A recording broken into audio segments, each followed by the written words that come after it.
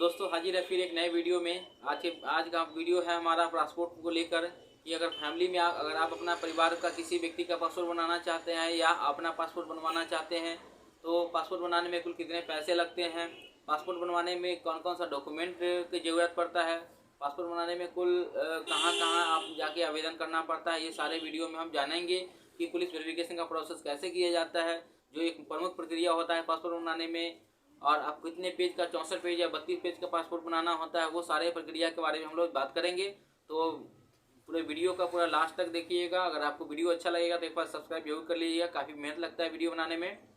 तो चलते हैं आगे नेक्स्ट प्रोसेस में, कैसे क्या ऑनलाइन आवेदन किया जाता है, चलते हैं। तो दोस्तों आपको पासपोर्ट बनाने के लिए आपको इस वेबसाइट पे आना पड़ेगा। इस वेबसाइट का लिंक आपको इसका डिस्क्रिप्शन में मिल जाएगा, जहां से आप लिंक पर सीधे क्लिक करके आप इस वेबसाइट पे आ जाएंगे। दोस्तों आगे बढ़ते हैं, आपको आगे करने के लिए क्या करना पड़ेगा। तो इस वेबसाइट पर आने के बाद आपको सबसे पहले अपना एक अकाउंट क्रिएट करना पड़ेगा। तो इस यहाँ पे ऑप्शन है न्यू यूजर क्रिएट का, तो वहाँ पे क्लिक करने के बाद आपको यहाँ पे आना पड़ता है, जिससे आपको यहाँ पे अपना सबसे पहले आपको अकाउंट बनाना पड़ेगा, रजिस्टर करना पड़ेगा। तो उस पर आके अपना अकाउंट को रजिस्टर करेंगे। तो पहले सबसे पहले क्या है कि आपको जहाँ पे अप्लाई करना है पासपोर्ट ऑफिस में, वहाँ पे आप लोग अप्लाई करने के लिए आपको उसका पहले सिलेक्शन करना पड़ेगा। तो अगर आप यूपी के रहने वाले हैं तो यूपी के करें, अगर बिहार के रहने वाले हैं बिहार के करें, अगर जहाँ जिस भी ज़िला के रहने वाले हैं तो वहाँ के लिए आपका एक ऑफिस होगा, वहाँ का ऑफिस का एक जो भी ऑफिस है उसका एक सिलेक्शन करें।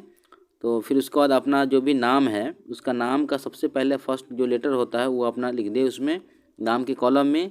उसके बाद सरनेम के कॉलम में अपना सरनेम जो भी है वो लिख दे। डेट ऑफ बर्थ जो आपका सर्टिफिकेट मैट्रिक या मार्कशीट मैट्रिक के हिसाब से होगा वो डाल दे, ये जन्म प्रमाण पत्र के हिसाब से वो डाल दे। अपना ईमेल आईडी बहुत महत्वपूर्ण है, इसमें ये अपना ईमेल आईडी पुट कर दें, डाल दें इसमें।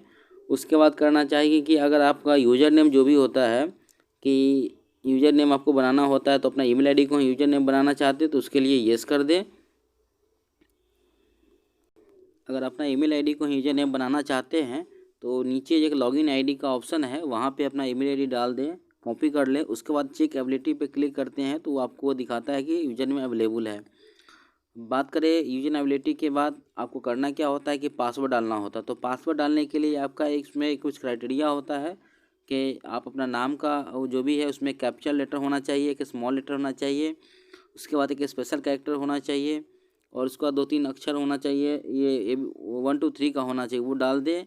डालने के बाद कंफर्म पासवर्ड में भी डाल दें। उसके बाद अपना जो भी ये क्वेश्चन है, हिंट्स क्वेश्चन जो भी फॉर स्कूल हो गया, आपका नाम हो गया, वो सारा चीज़ आपको करेगा, उसमें अपना डाल दे जो भी है। डालने का इसलिए क्योंकि वो फॉरगेट पासवर्ड कभी करते हैं तो हिंट्स क्वेश्चन की मदद ली जाती है, जिसके द्वारा आप पासवर्ड को दोबारा रिकवरी कर सकते हैं। बात करते हैं आगे का। तो आगे आपको कैप्चा का ऑप्शन मिलता है, कैप्चा आप पुट कर देते हैं।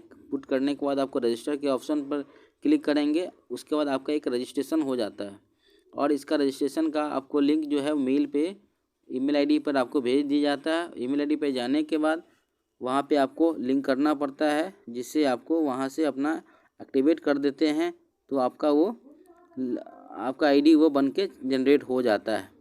तो दोस्तों आपके मेल आईडी पर जो लिंक गया है उस लिंक को आपको क्लिक करना है। क्लिक करने के बाद आपको लिंक को क्लिक करने के बाद आपको एक्टिवेट करना होता है। एक्टिवेट कर लेने के बाद जब वो एक्टिवेट हो जाता है तो सीधे आपको उसके इस साइट के होम पेज पे आना है। क्योंकि आपका ईमेल आईडी और पासवर्ड यूज़र रजिस्ट्रेशन हो गया है तो आपको इसको लॉगिन करना पड़ेगा। तो आप उसमें लॉगिन पे यूज़र नेम पे जाकर लॉगिन कर सकते हैं।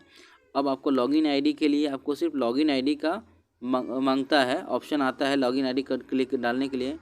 तो लॉगिन आईडी डाल दें। डालने के बाद जो भी आपने पासवर्ड बनाया है उसको डाल दें। कैप्चा है, कैप्चा को डाल दें। कैप्चा डालने के बाद लॉगिन पे क्लिक करते हैं तो इस प्रकार आपका होम स्क्रीन पे आपको सारा चीज़ दिख जाता है कि दोस्तों इस प्रकार आप लॉगिन करने के बाद आपको आपका लॉगिन आईडी आपका यूज़र नेम जो भी होता है वो आपको बाएं साइड में दिख जाएगा। उसका बाद लॉग आउट और का ऑप्शन होता है वो भी आपको दिख जाता है। लेफ्ट साइड से जो भी सर्विसेज अवेलेबल है उसके बारे में आपको दिख जाता है। अब करना क्या होता है कि आपको बाएं साइड में 2 ऑप्शन 3-4 ऑप्शन मिलते हैं, व्यू और सेव्ड एप्लीकेशन। उसके बाद होता है life of fresh passport, reissue of passport. तो इसमें 2 ऑप्शन मिलते हैं, तो आपको करना है पहले वाले पे क्लिक करना है। पहले वाले पर जब क्लिक करेंगे तो आपको इसमें ऑनलाइन फॉर्म भरना पड़ता है। तो आपको यहाँ पे एक ऑप्शन आ जाता है ग्रीन टाइप का, click here to fill this application form online.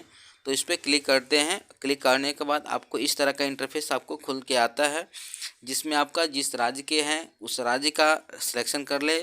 उसके बाद आपका जो भी डिस्ट्रिक्ट अवेलेबल डिस्ट्रिक्ट है वो आपका सिलेक्शन कर ले। सिलेक्शन करने के बाद आपको, अगर आप पहली बार आवेदन कर रहे हैं फिर पासपोर्ट के लिए, तो उसमें एक फ्रेश पासपोर्ट के लिए होता है। अगर आपका रीइशू होता है पासपोर्ट का, दोबारा इशू करवाना है, तो आप इसमें रीइशू ऑफ पासपोर्ट का सिलेक्शन करना पड़ेगा।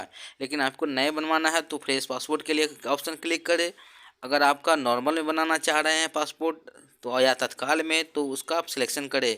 अब आ जाते हैं पासपोर्ट बुकलेट कितने टाइप का होता है। 36 तरह का पासपोर्ट पेज का पासपोर्ट होता है, 64। तो दोनों में से जो सिलेक्ट करना है कर ले। बात करते हैं आगे।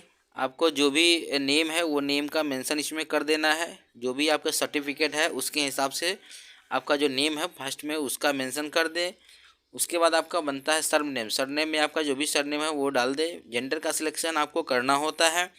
जेंडर का सिलेक्शन करने के बाद आपको अगर आपने कभी दूसरे नाम के साथ जाने गए हैं कभी, तो उसमें येस करे और अन्यथा नो करे। तो आप मैक्सिमम में इसमें केस में नो ही होता है, तो दोनों में नो का क्लिक कर दे।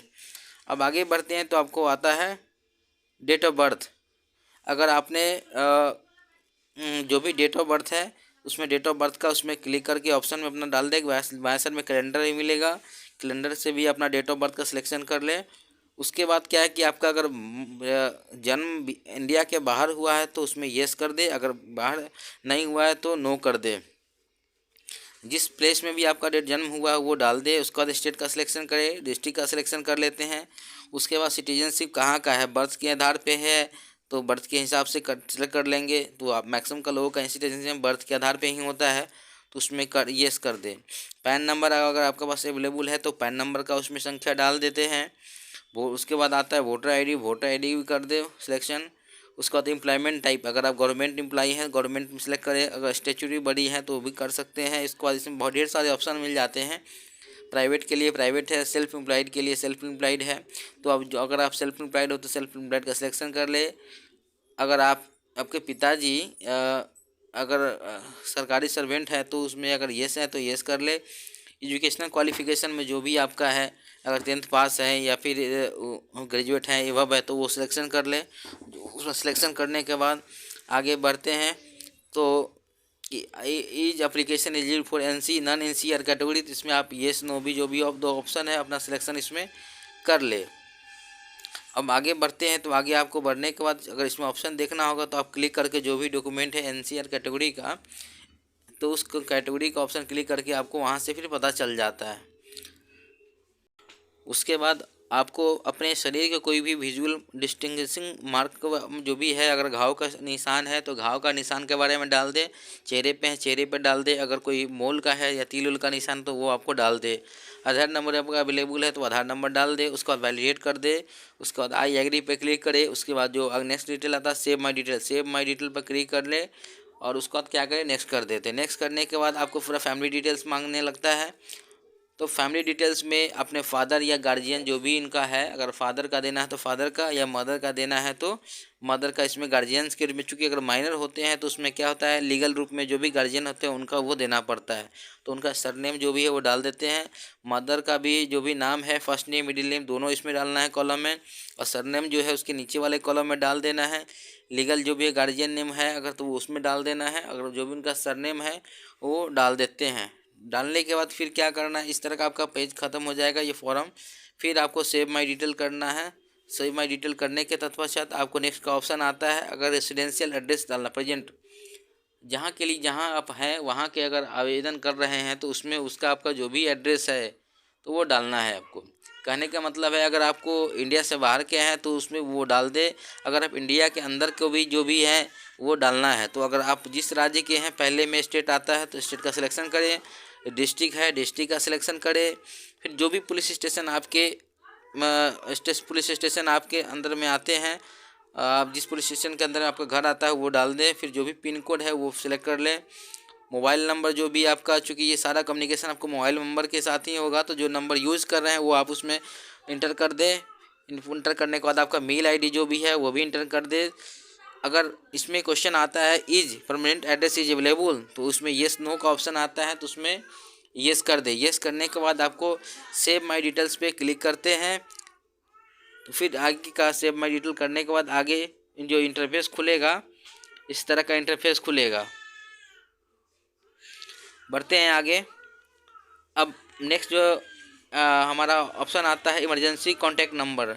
सपोज कीजिए कोई इशू आ जाता है, तो उसमें आपको पासपोर्ट ऑफिस किस तरह आपको संपर्क करे, वो आपको इमरजेंसी कॉन्टैक्ट नंबर देना है। तो अपने गांव वाले का जो भी है या फिर चाचा या भतीजा जो भी है उनका आप इसमें 2 कॉन्टैक्ट नंबर पूछता है, तो उनका जो भी नाम है वो उनको आपको मेंशन करना पड़ेगा, उनका एड्रेस मेंशन करना पड़ेगा, फिर उनका जो मोबाइल नंबर है वो उनका वो मेंशन करना पड़ेगा। अगर ईमेल आईडी वो यूज करते हैं तो ईमेल आईडी उनका यूज़ करना पड़ता है।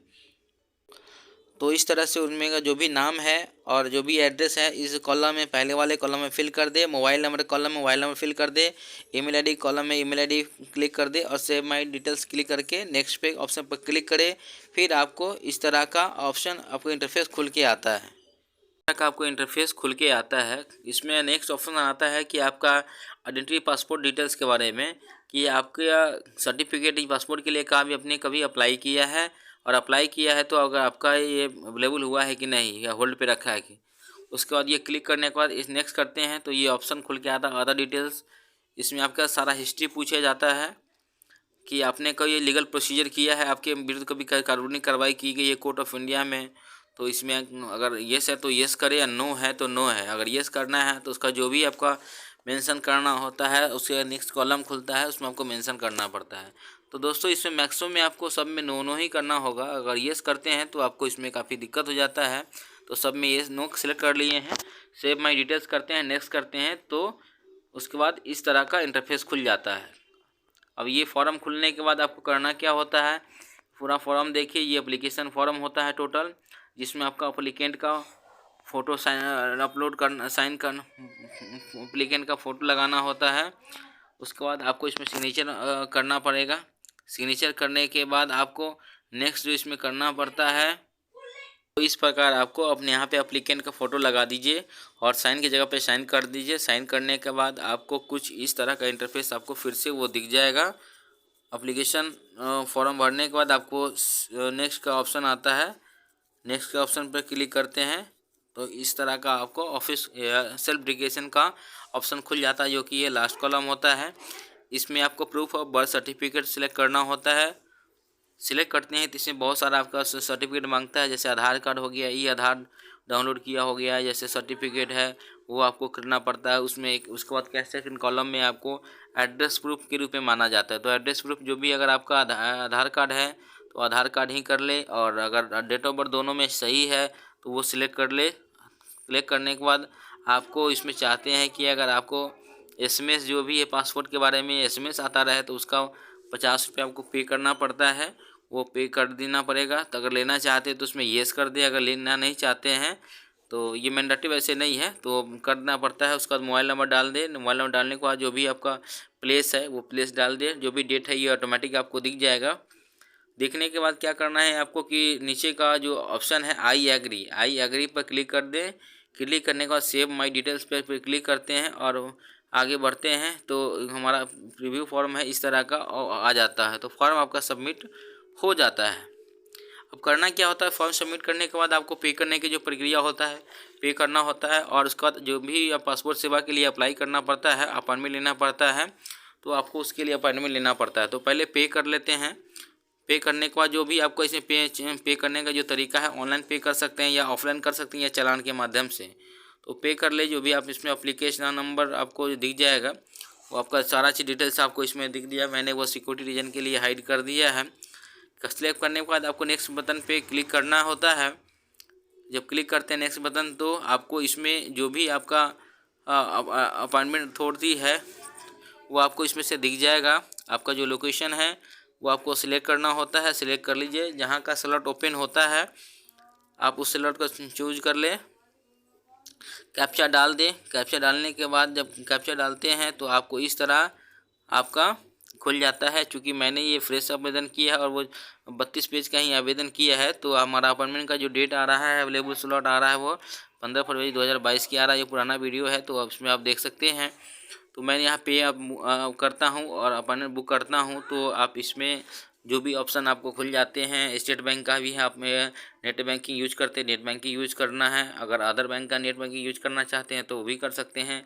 अगर डेबिट कार्ड से पेमेंट करना चाहते हैं, अगर स्टेट बैंक का है तो स्टेट बैंक का, या फिर किसी अन्य बैंक का है तो वो भी आप कर सकते हैं। अन्य ऑप्शन आता है यूपीआई। तो अभी सबसे बेस्ट पेमेंट करने का जो तरीका है यूपीआई से के माध्यम से कर सकते हैं। यूपीआई क्लिक करने, यहाँ पे जो क्लिक करने का जो ऑप्शन है वहाँ पे क्लिक करें। क्लिक करने के बाद आपको सारा डिटेल्स खुल जाएगा। अब हमको करना क्या पड़ता है, इसमें पे करना पड़ता है, जिसमें फ़ी का आपको 1500 रुपये होते हैं। आवेदन जो है फ्रेश है, तो आप इसमें VPA के माध्यम से द्वारा ही पेमेंट कर सकते हैं, या फिर आप QR कोड जनरेट करके ही कर सकते हैं। तो सिंपल में यहाँ पे QR कोड जनरेट करके करेंगे तो आपका बेस्ट ये ऑप्शन खुल के आता है। तो आपका जो पेमेंट करने हैं, पेमेंट करने के बाद मैंने कर दिया है, तो पेमेंट करने के बाद ये हमारा चालान ओपन हो जाता है।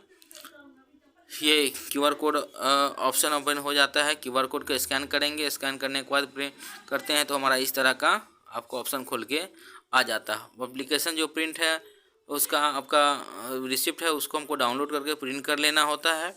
ये आपको काम आता है, तो अपने प्रिंट कर लीजिए, जो भी है आपका ये निकलता है। अब उसमें करना क्या होता है कि आपको जो भी अपॉइंटमेंट डेट जो मिला है उस दिन आपको application form, photo, signature, payment slip, अपना आधार कार्ड, जो भी अपने डॉक्यूमेंट का सिलेक्शन किया है वो आधार कार्ड आपको लेकर पासपोर्ट ऑफिस जाना होता है। पासपोर्ट ऑफिस जाने के बाद वहाँ पे आपको अपॉइंटमेंट टाइम जो दिया होता है वहाँ पर जाकर आपको सारा डॉक्यूमेंट सबमिट करना पड़ता है। वहाँ ऑनलाइन वेरिफिकेशन होता है। वेरिफिकेशन होने के तत्पश्चात आपका सारा प्रक्रिया किया जाता है। तो इस प्रकार आपने आवेदन फॉर्म भरने के बाद आपको पुलिस वेरिफिकेशन का रिपोर्ट आपको थाने से कॉल आता है, तो थाना में जाकर आपको पुलिस वेरिफिकेशन का रिपोर्ट देना पड़ता है। फिर वो आपका पासपोर्ट ऑफिस भेज देते हैं, जिसके बाद आपका ये तैयार हो जाता है।